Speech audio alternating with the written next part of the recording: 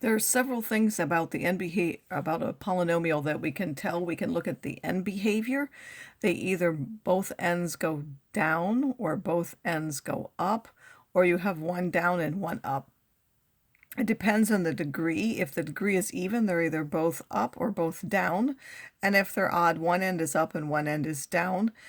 You can tell which one to use by looking at the leading coefficient. If it's positive, the right side goes up, and if the leading coefficient is negative, the right side goes down. So if we look at this polynomial, first of all, this is the leading term. This is odd. So that means one end will go up or one end will go down. And then this is negative, which means that the right end is going to end up going down. So that means the end behavior will be down on the right side and up on the left, because odd means they're opposite. This one is also odd, but now this one has a positive leading coefficient, so now the right end will go up, so the left end will go down.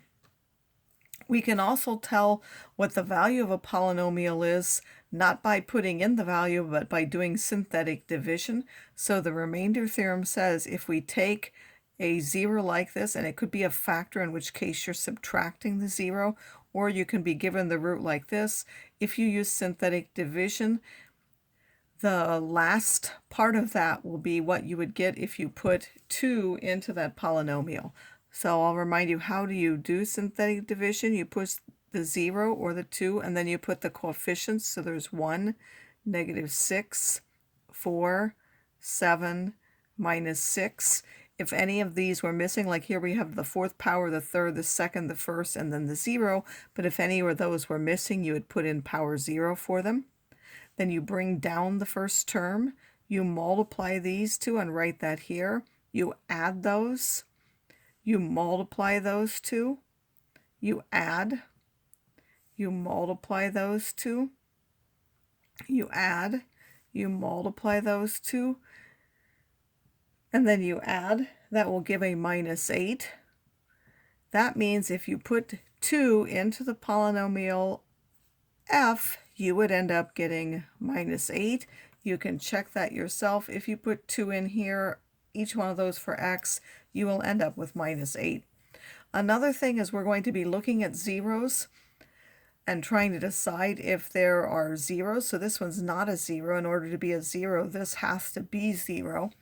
But we can tell how many can possibly be positive or how many can possibly be negative by looking at the number of sign changes in f of x and in f of -x. So here, if we look at this, this goes from positive to negative.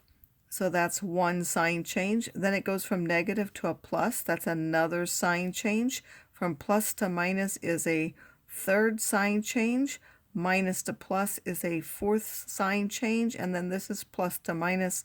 That's a fifth sign change. So f of x has 5 sign changes, which means that the possible number of positive reals is either 5 or 3 or 1, because you have to go down by even numbers. So if the first one were 4, they would be 4, 2, or 0. If there were 3 sign changes, it would be 3 or 1. So the possible number of positive real roots are either 5 or 3 or 1. In order to find out how many negative roots there can be, you have to look at f of -x, meaning you're going to put a minus in each of the places of the x and then look at whether that changes the sign when you take that power.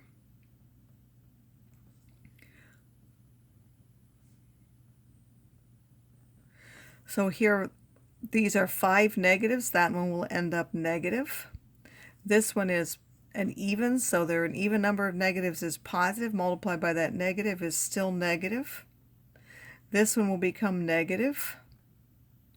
The squaring will not change it, so this will still end up negative. This one is negative, and this is negative. We see that these are all negative, so there are no sign changes.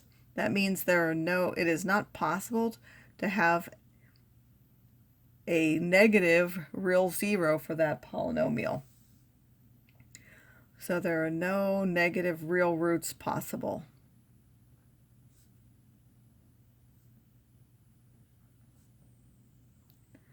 As another example, here we have, it goes from positive to negative, that's 1.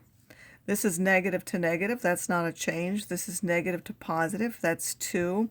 Positive to negative, that's 3. Negative to positive, that's 4. So the possible number of positive ones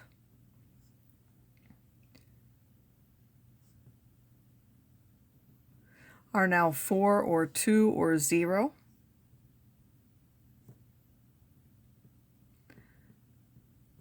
Again, you have to go down by even numbers, and then you again find f of minus x to look at the number of negatives. So that's 4 times minus x to the 5th, minus 2 times minus x to the 4th, minus 18 minus x cubed, plus 9, and there'll be a minus x squared, minus 70 times minus x plus 35.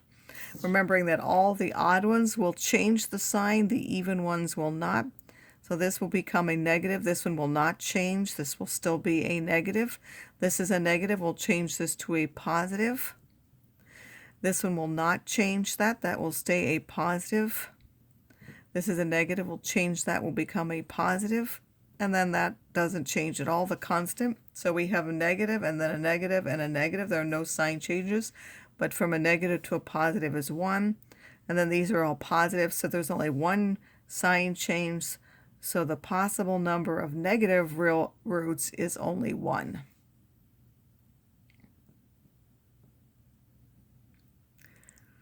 And we will use these things when we're trying to find the number of roots.